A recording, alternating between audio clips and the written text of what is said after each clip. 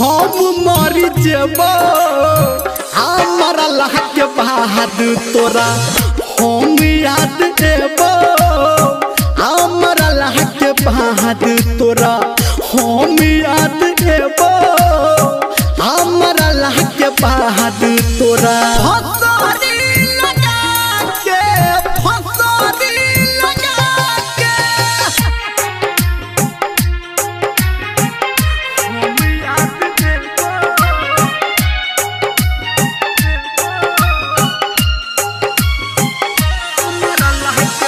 राम का contact mobile number आज 8476970003।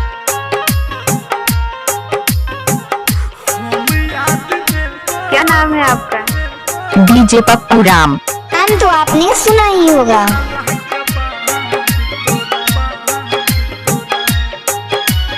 अभी कहाँ घर है? चौधराना। छोड़ ले तू साथ हमर देला बड़का गम के तोड़ ले तू दिल हमर देला जखम गे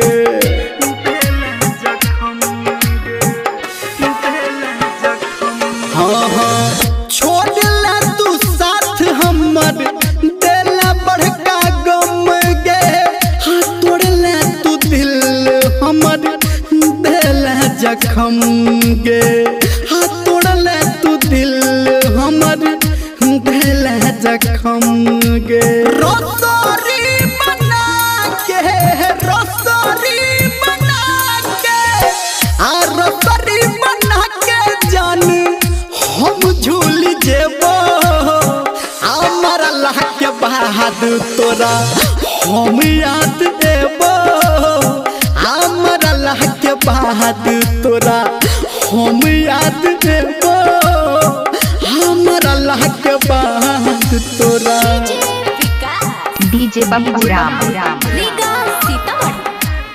चौधराना।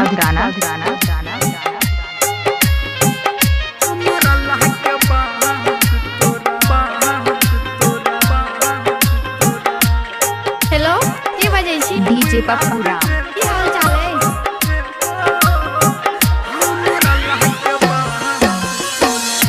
राइट सनटू जान लिखो कहानी कब घर मेंदर जान तोहर निशानी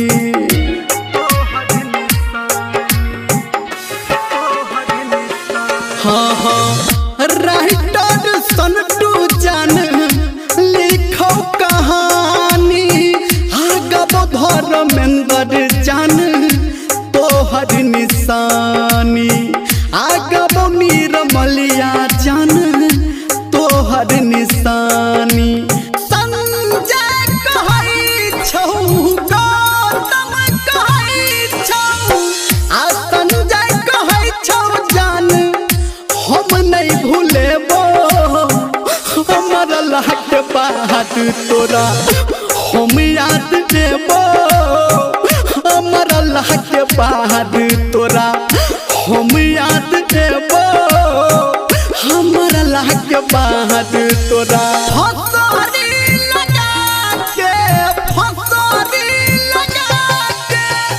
डीजे पप्पू राम।